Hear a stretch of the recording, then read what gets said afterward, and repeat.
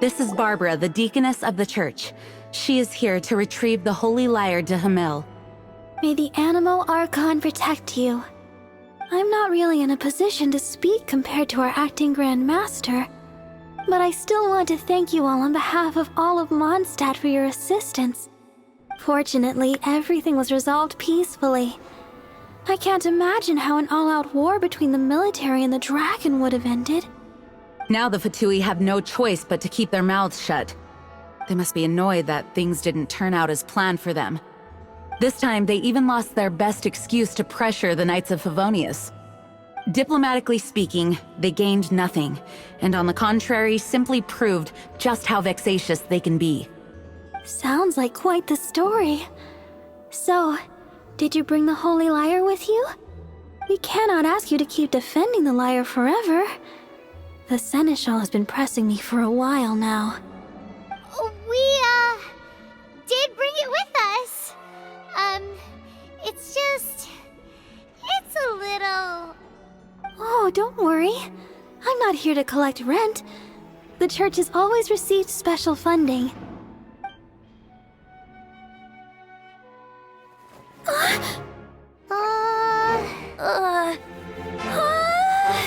Holy Lyre! Lord Barbados! Even if I atone for these sins for the rest of my life, it would still not be enough! Oh, give it here.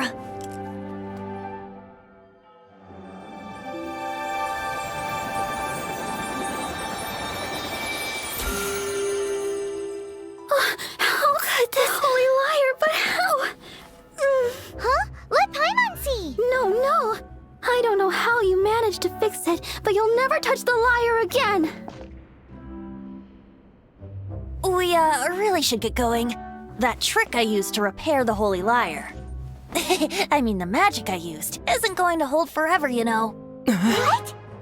You tone-deaf bard! Hey, don't go!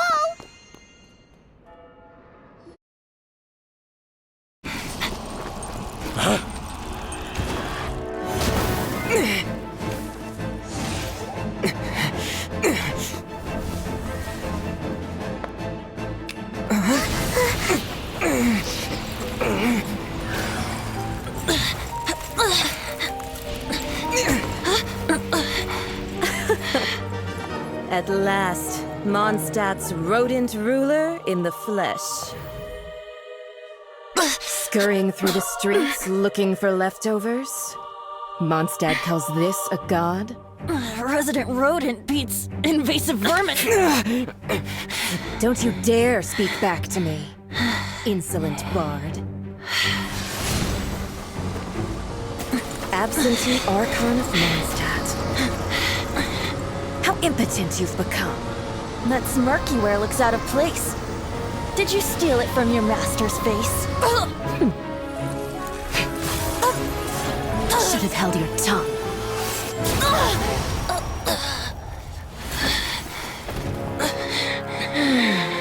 So, this is a gnosis. Wouldn't be caught dead wearing this ugly thing in public.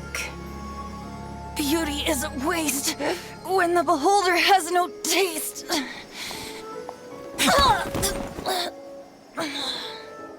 Fenty! Well, we have what we came here for. Come, before our dear Favonian friends arrive. Leave nothing for them to find.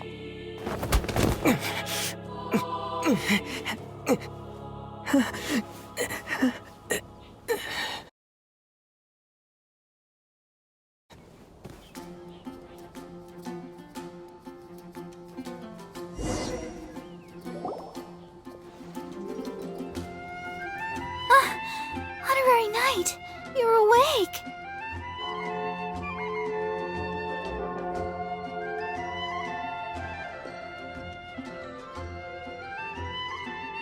Planet? Don't listen to his nonsense, Miss Barbara. Okay. Well, basically, I found you lying outside the cathedral unconscious and used my elemental powers to heal you. Paimon thinks you could still use a final splash of ice-cold water to the face. That bard awakened first, but strangely, my healing powers had almost no effect on him. This is the first time I've encountered such a patient. But he just said, "It's completely normal," and then got up and left the cathedral. He left? Already? Where'd he go? The symbol of Mondstadt's hero. That's what he said. I wanted to stop him, but Master Jean, said to let him leave. How strange. Paimon remembers Venti healing under that tree before. It's probably due to the connection between Windrise and the Animo Archon. Master Jean has figured it out as well, but we can't tell Barbara.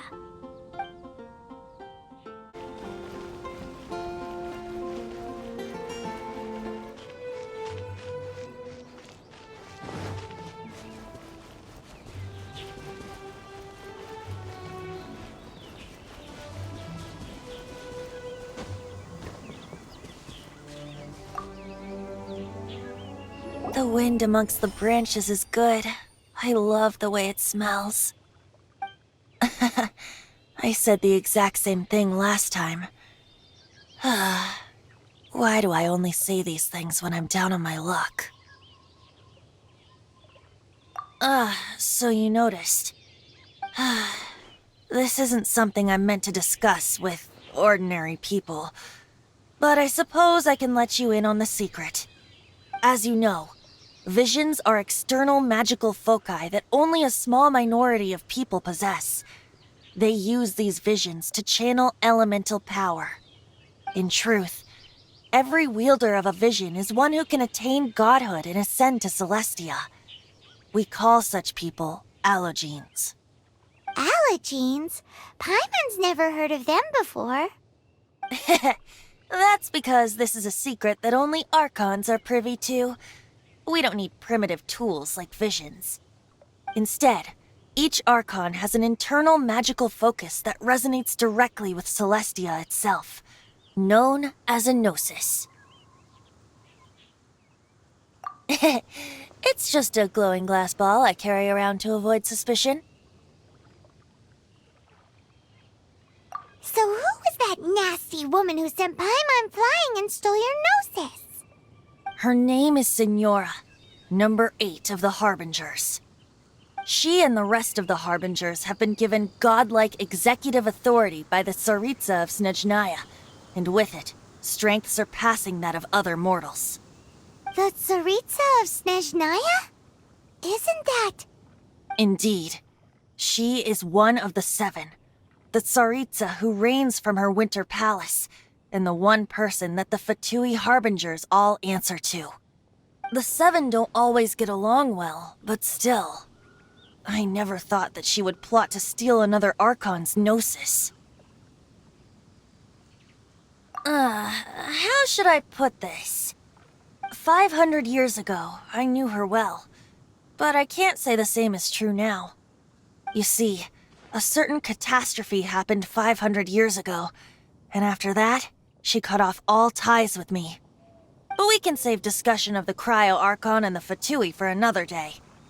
If you seek the rest of the 7, many difficulties lie ahead of you still. You should head for Mondstadt's neighboring nation of Liyue.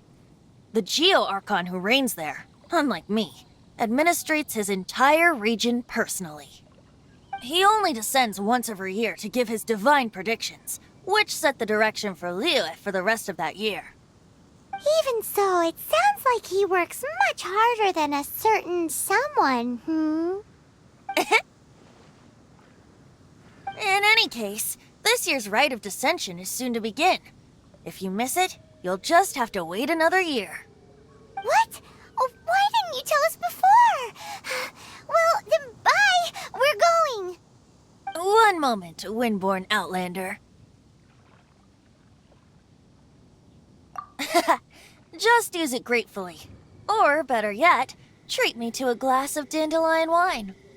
Traveler, as you set off on your journey once again, you must remember that the journey itself has meaning. The birds of Tevat, the songs in the cities, the Tsaritsa, her Fatui and the monsters, they are all part of your journey. The destination is not everything. So before you reach the end, keep your eyes open. Use the chance to take in the world around you. Great. So, that's that for the Animo Archon's admonishments. Back to Venti time.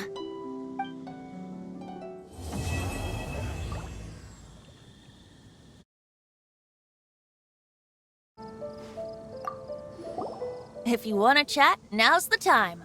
A bard stays not always in a single climb. Up till the end, Dvalin remembered his duty as one of the Four Winds.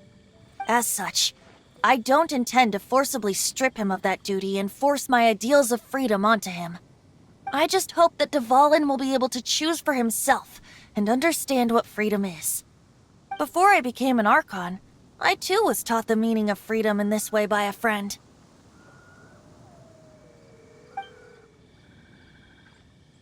Kaya shared some new intelligence, you say? Oh, I see. So, the Abyss Order has a princess who orchestrated the plan to corrupt Dvalin? They were probably trying to turn Dvalin into a weapon of war for the Abyss. But that said, I have never heard of any such princess of the Abyss Order. I think so too. Apparently. But how does a prince come out of nowhere and take command over the entire Abyss Order? That Fatui lady didn't hang around, did she?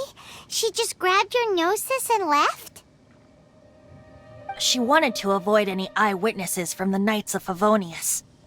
The slightest slip-up here would have destroyed the Fatui's diplomatic relations with the Knights. So they're just gonna keep acting like Mondstadt's allies as if nothing happened? If only the Seven Nations had banded together against the Abyss Order in the first place. The Fatui possess the strongest military among the Seven Nations, yet they've used it to steal the Holy Lyre, covet the power of gods, and use Dvalin as a bargaining chip against the Knights. Speaking of the lyre, didn't Diluc say something like this before? He said that the Fatui can only run amok across the Seven Nations and threaten the Knights because of the Harbingers. Yes. As I said earlier, the Cryo-Archon has given them authority and strength beyond that of other mortals. The Tsaritsa...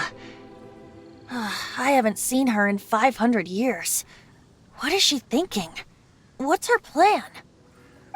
Whatever the answer is, I have a feeling it's only going to make your search for the Seven all the more difficult. As I said before, Vision Wielders are known as Allogenes and may ascend to Celestia. A Gnosis is a higher-order nexus of elemental manipulation and is emblematic of an Archon's status as one of the Seven. But as for which of the Seven took your sister, I'm sorry, I don't know. Wait, as one of the Seven, I'm not clear of suspicion yet either, am I? Hang on a hot second. Tone Deaf Bard is just one of Barbados' many incarnations. Who's to say that... We're a great team indeed. Say, once you find your sister, how would you like to become one of the new Four Winds? You don't seem too into it. Hey, Tone Deaf Bard! If being one of the Four Winds means free food, you can consider Paimon.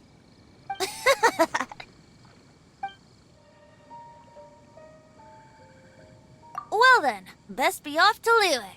If the dissension ritual you failed to tally, then another year you must dally.